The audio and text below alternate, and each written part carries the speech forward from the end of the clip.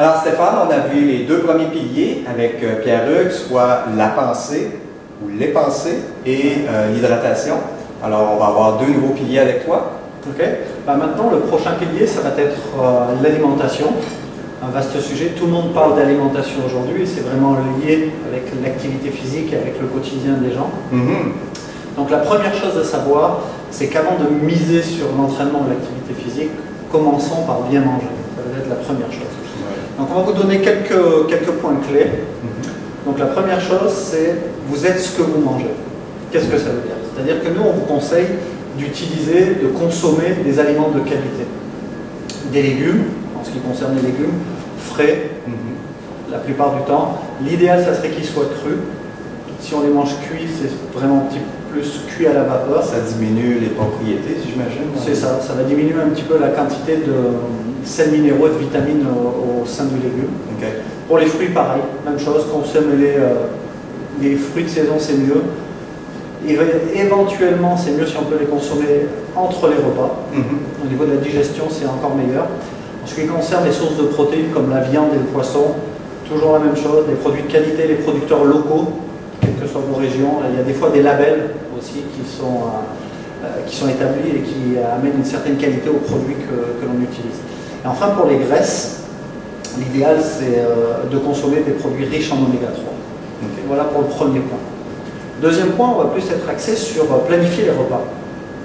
Pourquoi? Plus vos repas vont être planifiés, moins vous allez avoir tendance à manger de la malbouffe. Aussi simplement que ça. Oui, je suis d'accord avec toi. Vous êtes d'accord avec ça? Oui. Ensuite, le troisième point, vous allez éviter 4 démons. 4 démons, c'est-à-dire le sucre blanc, tout ce qui est sucre raffiné, la farine, blanche aussi, très mauvais, le sel de table. Les produits sont suffisamment enrichis en sodium pour que vous n'ayez pas à en rajouter du sel de table. Je vous conseillerais plus de rajouter du sel de mer, qui serait préférable. Okay. Et enfin, la dernière chose, c'est les fritures. Oui. Tout ça, c'est très très nocif. Donc, 4 démons, le sucre, la farine, le sel et les fritures. Et les fritures. Oui. Ensuite, vous êtes quand vous mangez. C'est-à-dire que le principe de base, c'est de respecter les horaires des repas. Plus ou moins 30 minutes, évidemment, c'est toujours envisageable en fonction de votre programme de la journée. Mais plus vous allez avoir des horaires stables, plus votre système digestif va fonctionner de manière stable. À l'intérieur de ça, vous donnez une pyramide inversée, je dirais, en commençant toujours par le repas le plus important qui est le petit déjeuner. C'est le plus gros repas de la journée, c'est celui qui va lancer la journée. Donc ne le sautez pas, jamais. Consommez toujours un bon petit déjeuner. Pour les 2 autres repas, midi et soir, car on a 3 repas dans la journée principaux, le conseil que je vous donnerais, ça serait utiliser la moitié de votre assiette, une portion de légumes, la moitié de votre assiette pour ces 2 repas. Okay. Ça, c'est vraiment important. Si vous avez des petites faims ou des petites envies, n'hésitez pas à faire des collations à base de noix, de graines, et on peut rajouter un fruit également. Tout ça entre les repas, ça permet de bien équilibrer sa journée. Il y a une croyance que les gens ont la plupart du temps de dire pour aller chercher le plus d'énergie, je dois augmenter mes portions alimentaires. Et toi, ce que tu recommandes, c'est de les réduire en fait ou d'avoir une certaine portion qui est raisonnable, mais de manger tout le temps les fréquences idéales ou les fréquences qu'on est selon notre style de vie ou notre style de plan d'entraînement aussi qu'on veut adapter avec notre nutrition. Qu'est-ce que tu penses sur la croyance de manger de façon importante? De gros repas? Je pense qu'il est mieux, première chose, d'amener de la nourriture de qualité dans le corps plutôt que de la quantité. On a toujours accès, vous pouvez manger en quantité, si c'est de la bonne nourriture. Mangez une grosse quantité de légumes crus, vous allez voir, ça fait une grosse quantité, votre estomac va être rempli, mais la qualité alimentaire va être meilleure. C'est pas comme si vous mangez une grosse quantité de frites, pour l'exemple de frites. Ensuite, répartir ces repas dans la journée, c'est amener une source d'énergie tout au long de la journée. Okay? Toujours en partant d'un point fort, le petit déjeuner, et en diminuant au fur et à mesure de la journée. Ça, c'est important. Super, merci. Le dernier point, ça c'est le petit conseil qu'on peut donner, c'est respecter la règle 20-80. Alors cette règle, c'est 80% du temps, j'allais dire opter pour de la bonne nourriture, et 20% du temps, il y aura les écarts du quotidien, les petits plaisirs, comme on dit. On peut s'en permettre.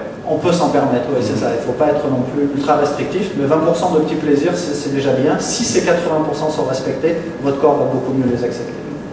On entend souvent aussi, au lieu de manger 3 repas, en manger 6 repas, mais des plus petites portions.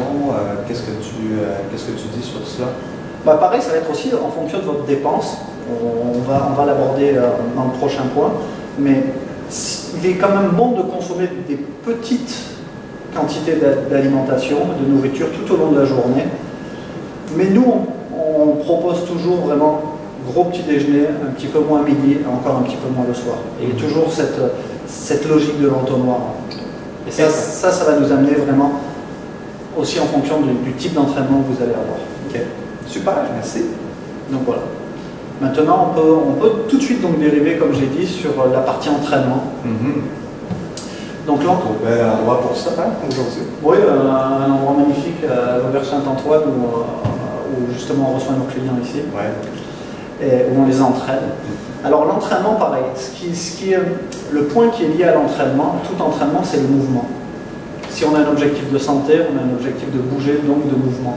Donc l'entraînement, le mouvement, nous on l'appelle essentiellement le mouvement. Cependant, l'entraînement, ça implique un stress. L'entraînement, lorsqu'on s'entraîne, va créer un stress. Ce stress va nous faire produire du cortisol. Le cortisol, c'est une hormone du stress, une principale du stress. Oui. Donc que ça se passe mal au travail, qu'on ait une mauvaise alimentation, qu'on ait des problèmes familiaux, toutes ces choses-là créent un stress. En face de l'activité physique, ça crée un stress également. Ces stress, le corps, lui, ne les différencie pas, aucunement. Pour lui, il prend le stress qui arrive, il ne fait pas la différence. Donc ça, c'est la première des choses à rappeler aux gens. C'est vraiment l'activité physique crée un stress. Okay.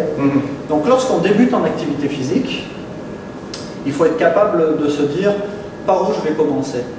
Donc ne soyez pas trop exigeant avec vous-même. Commencez tranquillement. Dites-vous que 15 minutes d'activité, comme du stretching, de la respiration, des exercices respiratoires, légers exercices justement avec des poids et haltères, sont déjà une forme d'activité physique et c'est très positif. C'est pas la peine de commencer par 60 minutes avec une grosse intensité parce qu'on va aller des fois à l'encontre de ce que l'on recherche, c'est-à-dire être en bonne santé. Malheureusement, c'est ça que les gens, la plupart du temps, font. Ils sont très, très motivés à commencer un programme d'entraînement, puis ils vont, go, et là, probablement, mettre un stress additionnel sur eux-mêmes et se démotivent et abandonnent après quelques semaines de leur début de leur programme d'entraînement. C'est ce qu'on voit la plupart du temps. Oui, c'est exact, Denis. C'est toujours le système qui fonctionne. Les gens, ils sont très motivés, donc ils veulent partir fort. Et là, ça va créer généralement des problèmes au niveau du corps. On va vouloir partir vite, le corps il va réagir violemment parce qu'on lui en demande trop. Donc, il va s'enchaîner un cycle inflammatoire. On va avoir des inflammations au niveau musculaire, au niveau des tendons, au niveau des articulations. Parce qu'on n'est pas parti dans le bon ordre. On a toujours un ordre à respecter dans le commencement de l'activité physique. Donc ça, c'est vraiment important de bien débuter.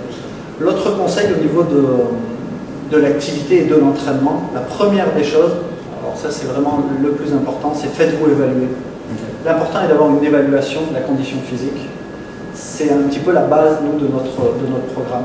Si vous êtes bien évalué, on va pouvoir vous prescrire quelque chose qui vous correspond parce que vous êtes unique. Ça, c'est important. Ouais, puis souvent, les gens ont tendance à dire ils ont lu un magazine, ils ont regardé sur le net certains programmes d'entraînement pour certaines personnes, puis ils veulent les appliquer pour eux-mêmes.